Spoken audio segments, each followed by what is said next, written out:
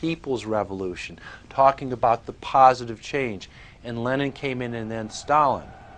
The fact is that over 40 million Russians between 1925 and 1940, good Russians, people who were Christians, people who had their own businesses, people who were educated, they were exterminated because they had their own business, because they were educated, because they believed in God's law.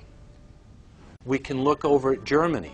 Germany was in a very, very terrible economic situation, and this very charismatic leader called Adolf Hitler comes in. He makes the roads good, and he promises a better life for the people.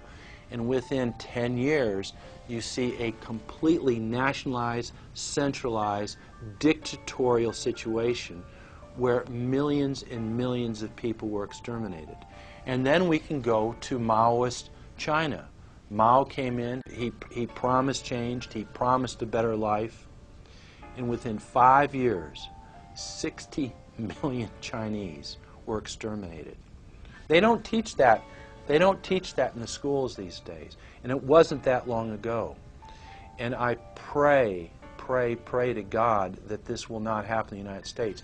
And the way it won't happen is if you and your friends and all of us together take action to say no. This country is too precious. It's too wonderful. It's too good of a place to lay down as a victim. Greatness could arise once we break the shackles of the government that's holding us back. One thing America has more than any other country is an entrepreneurial spirit. One thing we have more than any other country is the ability to be innovators.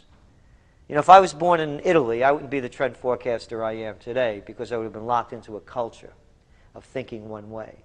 We have that freedom of expression and freedom of thought that could free us to create greatness again if Big Brother doesn't come down on us harder. Humankind is at a historic crossroads. The forces of globalism are marching towards absolute despotism. Look in the mirror, count the cost, and decide, are you going to let history repeat itself? Or will you stand tall with freedom lovers everywhere and stop the completion of a world dictatorship?